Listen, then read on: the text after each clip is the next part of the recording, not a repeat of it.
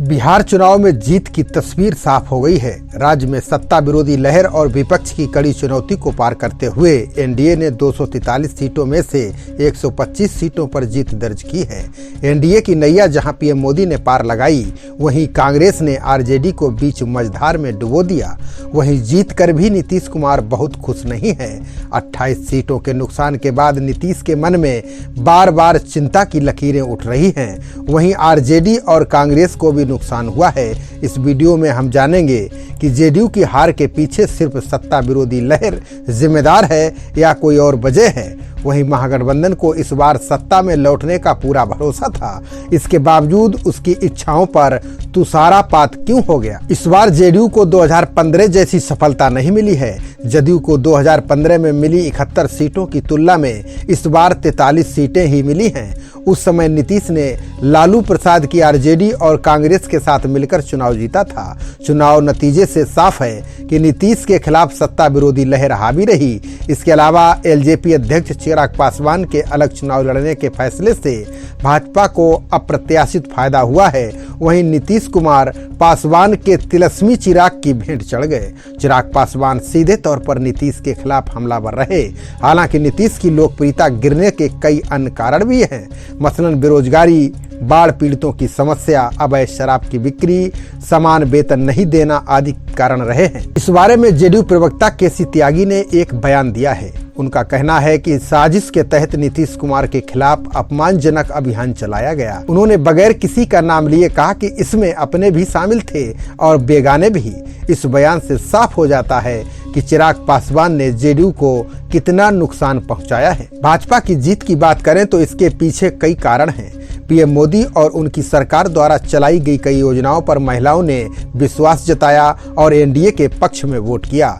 सरकार द्वारा चलाई गई कुछ महत्वाकांक्षी योजनाओं का लाभ सीधे तौर पर महिलाओं को ही मिला है।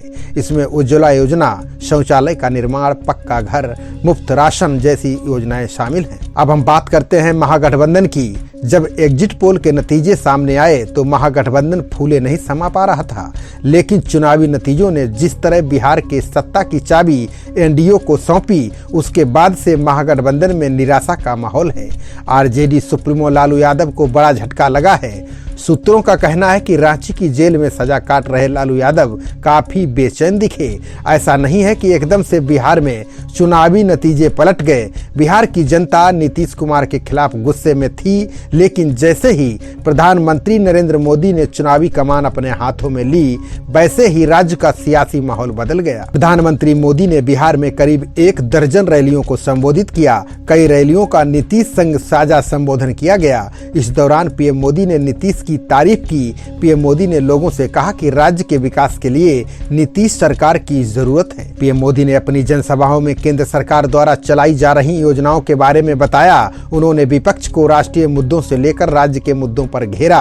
पीएम मोदी अपने संबोधन में लगातार जंगल राज का जिक्र करते रहे। उन्होंने तेजस्वी को जंगल राज का युवराज तक बताया।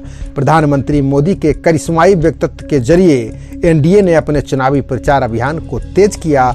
इससे ही जीत और हार का अंतर तय हुआ। नतीजे भी इस बात की गवाही दे रहे हैं। भाजपा को जेडीयू के मुकाबले अधिक सीटें मिली हैं। इस तरह भाजपा ने एनडीए को अपने दम पर बहुमत तक पहुंचा दिया। महागठबंधन को नुकसान पहुंचने का दूसरा फैक्टर असदुद्दीन ओवैसी की पार्टी एआईएमआईएम रही। सीमांचल में ओवैसी की पार्टी ने महागठबंधन को बड़ा नुकसान पहुंचाया है। एआईएमआईएम बसपा और रालोसपा के साथ चुनाव लड़ी और 20 सीटों पर प्रत्याशी उतारे। इसमें 5 सीटों पर उसके प्रत्याशी जीते हैं। पार्टी को करीब 7.25% वोट मिले। इनमें ज्यादातर मुस्लिम बहुल क्षेत्र के हैं। इसका सीधा नुकसान आरजेडी और कांग्रेस का माना जा रहा है। महागठबंधन की हार के पीछे कई अन्य फैक्टर भी जिम्मेदार हैं। लालू की गैर मौजूदगी और तेजस्वी में अनुभव की कमी। आधार न होने के बावजूद कांग्रेस को जरूरत से ज्यादा सीटें देना बड़ी वजह बताई जा रही है। वहीं कई सहयोगी दलों का साथ छोड़ना तेजस्वी की विफलता माना जा रहा है। तेजस्वी यादव विपक्ष को एकजुट नहीं कर पाए। वे सरकार विरोधी मतों को अपने पाले में लाने में नाकाम रहे। खबरों का सिलसिला जारी रहेगा। देखते रहिए जनप्रवाद। नमस्कार।